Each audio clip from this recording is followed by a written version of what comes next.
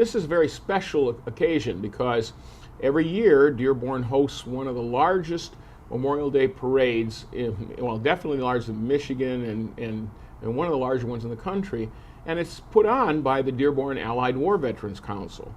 And Tom and Phil are with me, and they're going to be talking about this great event and some of the features that have come into play now, where our Dearborn veterans have taken some great responsibility for addressing a problem that's been out there for a long time in terms of unclaimed ashes. Most of the veterans, when they're not claimed initially, they'll be cremated. And we're going to talk a little bit about that. We're going to talk about Memorial Day Parade. We're going to talk about the heroes of the Cold War. So this is going to be quite an event, and it's one that you really want to bring the whole family to. Well, Tom, let's start off. I mean, we've got a lot going on, but the theme this year is the Cold War heroes. So let's talk a little bit about that. Okay. The Cold War, as we know, was a very long period in our history from the 1940s to the 1991 when the Berlin Wall fell. So one of the things that I'm a Cold War veteran, having served in Europe during that tense time, and I wanted to bring something different, and I knew that all my past commanders at a Dearborn Allied represented that entire Cold War spectrum. So I said, this would be great. I'll make them the Grand Marshals, and we looked for a guest speaker. And that guest speaker happened to be a gentleman called Dr. Donald C. Winter, and as we went on, he is the Secretary of the Navy from 2006 through 2009. They said, wow, what better person to represent the Cold War for all the things that he did in the background, right, and accomplished in order to bring the Cold War to an end. Right. So. And again, you talk about this, but of course, while we weren't in direct military conflict, there was there was a dimension of the Cold War that was very difficult to deal with. It was basically that uncertainty that always existed, right? That's correct. As we know, we had the Cold War being a long time. We've always had the hot conflicts, the Vietnam, Korea, Grenada, where, I mean, people were battle tested. I mean, the real parts of war.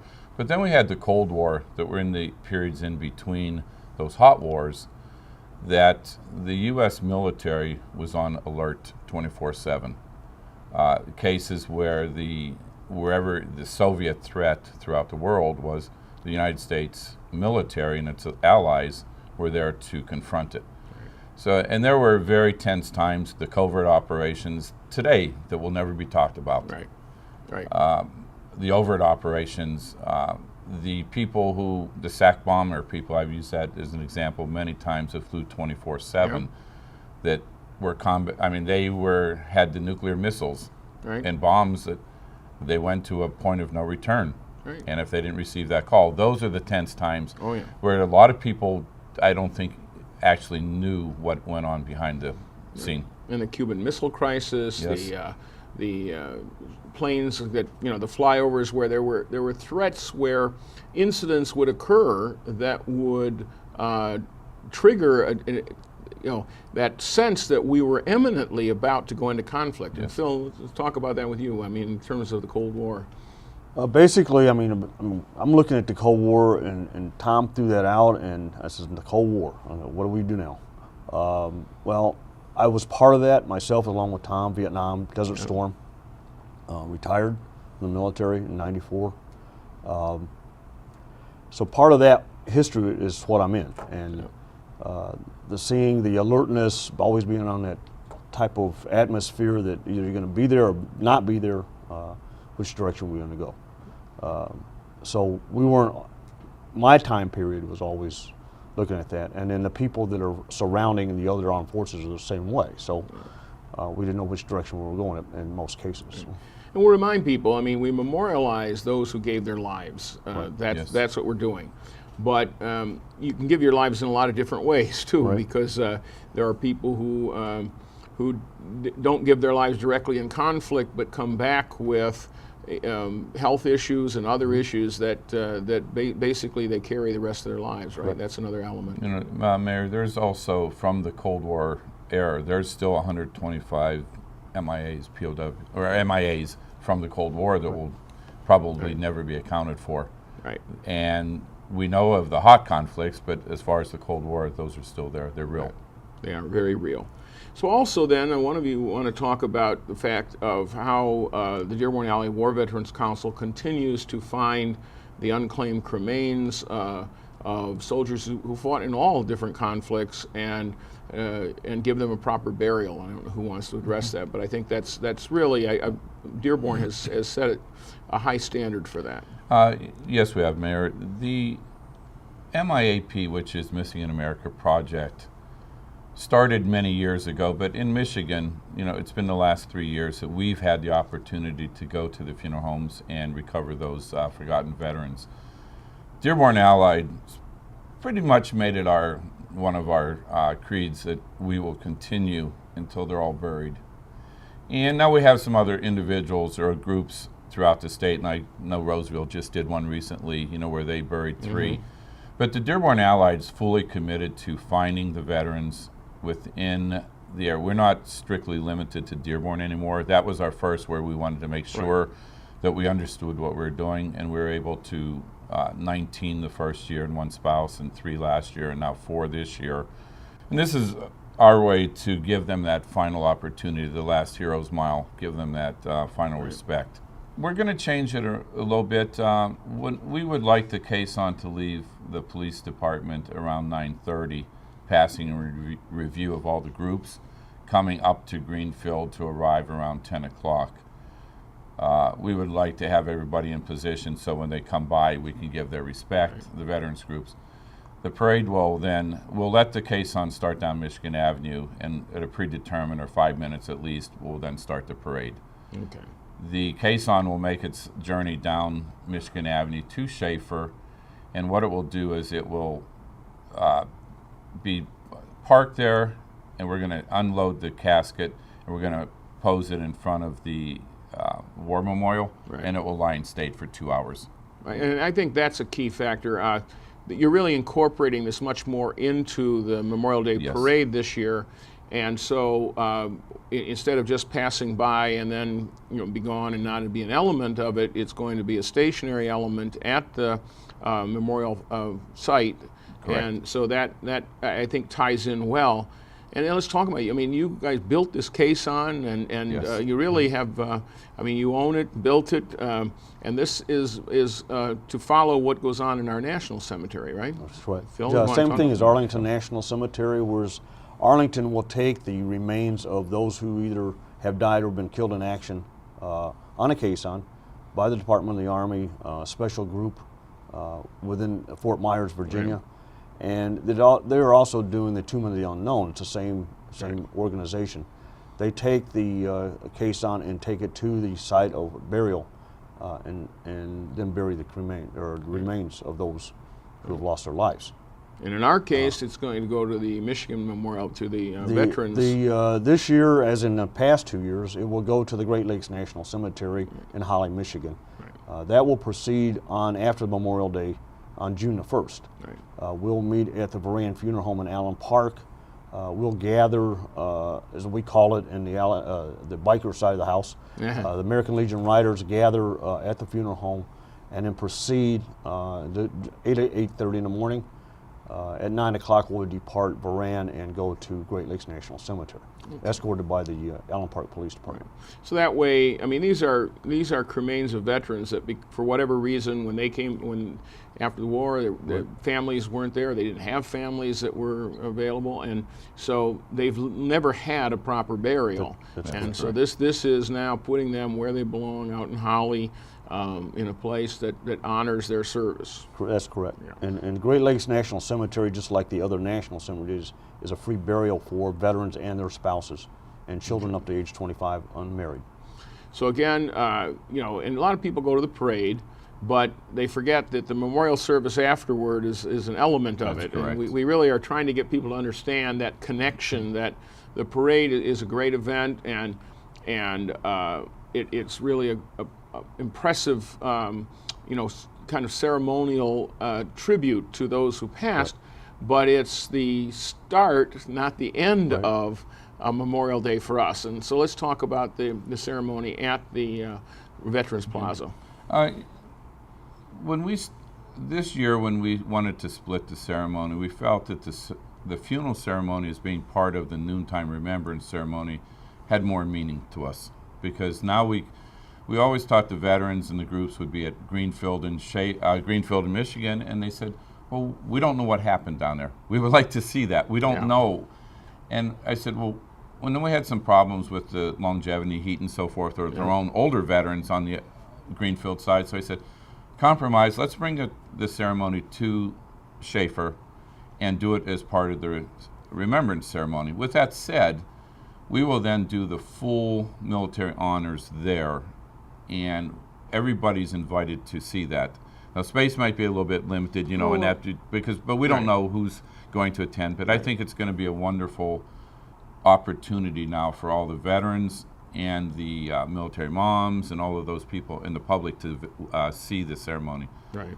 Well, and I think that's the point. I mean, obviously, Memorial Day as a holiday is for that purpose. That's what it was set aside for, and we recognize that all holidays get co-opted by marketing, but we'd like to see, you know, a good number of people. And I think for a lot of parents, they should think about exposing their children to this so they understand, you know, what that is, what service means, and so on. I think that's a piece that, you know, is very important.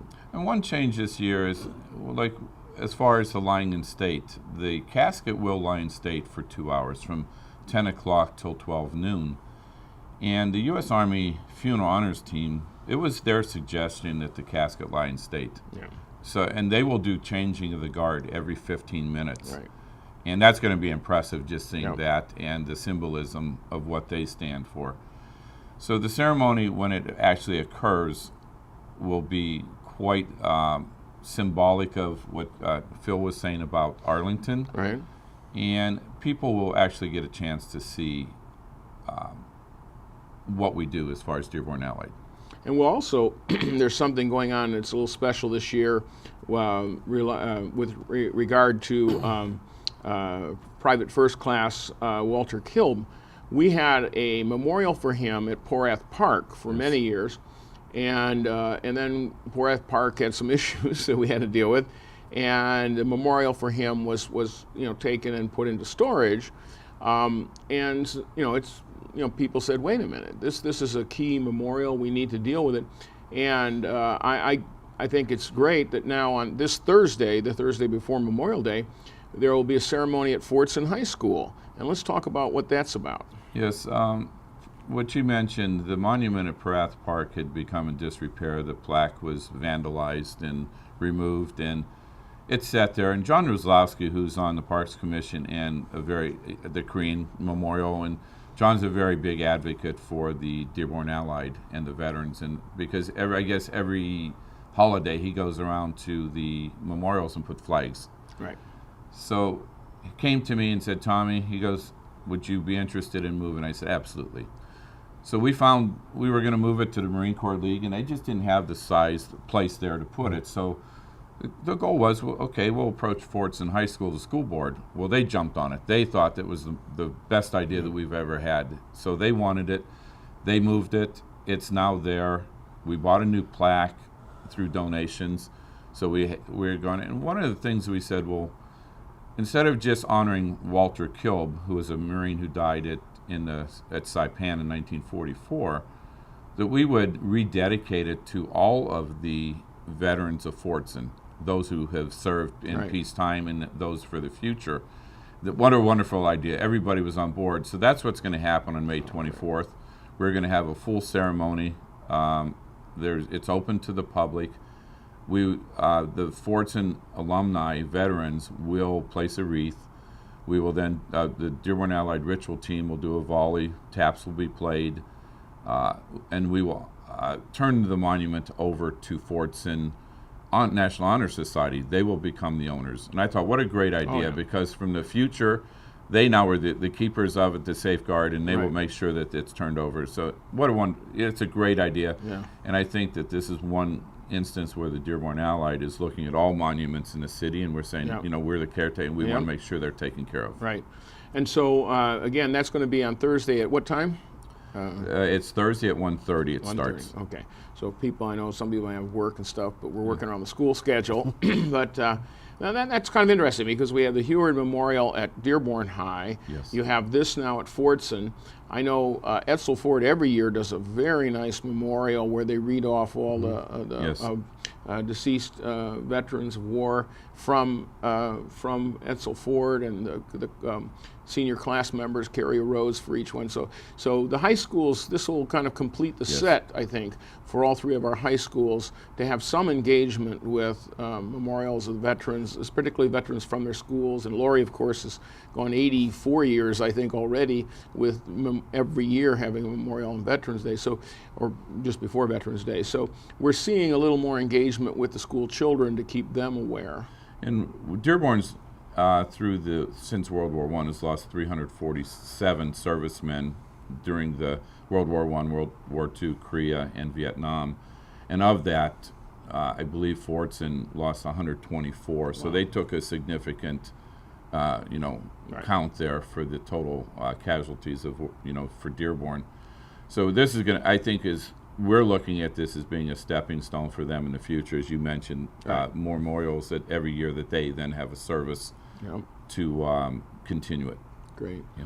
All right. So anything else about the parade you want us to talk about? I mean, or the memorial that we haven't covered? Leave that open. Go, please, Phil. Go ahead. We have a couple of special groups coming in this year. One of being the Montford Point Marines. Okay. These are World War II Marines that were black Marines, the only ones in the Marine Corps. They'll be receiving the Congressional Gold Medal from the President of the United States, which was granted by the Congress. These are veterans who, there's only about, out of 17,000, there's probably about 800 left or so. They're still living. Right. Their families will receive the silver for those who can be at Washington, D.C. They will lead off the parade after this starts. The other group that's coming is the Native American Veterans Association that's added to the parade this year. Okay. So these are Native Americans that are coming in along Montford Point. So it's a special. I really have to commend you for that because, I mean, I know this year the movie on the Tuskegee Airmen, our Red Tail, going to come in, or is being released, and it's getting a lot of conversation going. Native Americans, the wind talkers and so on that we had. Yes. And I think that oftentimes they've been overlooked historically in many cases. So I think, again, I really commend the Dearborn Valley War Veterans Council for making sure we're bringing them in and recognizing that everyone who served in whatever capacity, if they put themselves out there and defended their country, there's no reason they shouldn't have the same recognition, and we shouldn't make young people aware of those contributions and sometimes even the difficulties they went through because of the circumstances of society at the time. Mayor, if I would, you're talking about the North American, I think it was 2 years ago that during the vigil that the Vietnam veterans put on every year at the memorial, stood a Native American in full headdress. And everybody was so impressed. They had to go up and talk to him and said, well, why are you here? And he says, well, I'm a veteran. And it was my way of paying respect. He said, for him, he said, this is how I could do it. And in addition, Rich Fleek, who is our Veteran of the Year for this year, he is part Native American. Right. So it's his heritage. He has I'm not sure what it says, but Right. but it's he has a tattoo on his arm of his heritage. So it plays well within the parade this year. I agree. I think that's impressive, and again, for families, it's a good opportunity to come out. Witnessing that, parents can have a discussion with their children about the inclusiveness and about how everybody, once you come to America, everybody is part of the same teams. So that's great. And the other we touched a little bit is Dr. Winter, the former Secretary of the Navy. I mean, we're very pleased that he's coming to Dearborn because we feel that his presence justifies and solidifies everything that we do as veterans here. Right. And his background, what he's done working with his defense initiatives and strategic war and the Star Wars and so forth, makes him a very special guest as well. Right. Well, very good. Well, I know it's going to be great. I tried to go online yesterday to look at the weather as they're saying 10 days ahead. Now, we always know they don't know if tomorrow's weather is going to Yes, be what that's they say it correct, is. right. But it looks like it's, they're saying it's going to be good weather for the parade. As far as I can, they showed up through, I think it only went through Sunday, so unfortunately my Yes. 10 days didn't get me to. But Thursday but today, looked nice. But today it will. So, but anyway, rain or shine, of course, we go That's on, correct. and this is the 88th. My gosh, 88. Yes. So Dearborn has a long history and a rich tradition with this, and I'm very proud of you and the Dearborn Valley War Veterans Council. I mean, it's your parade. You've always done an extraordinary job. And so we'll look forward to being part of it again, and hope everybody comes out and enjoys their Memorial Day, this day off from work, so that we can recognize and remember those who made the ultimate sacrifice. Yes. Thank you very much. Yeah. Well, thank you. I hope to see you at these events, and I hope you have a great week. Thank you.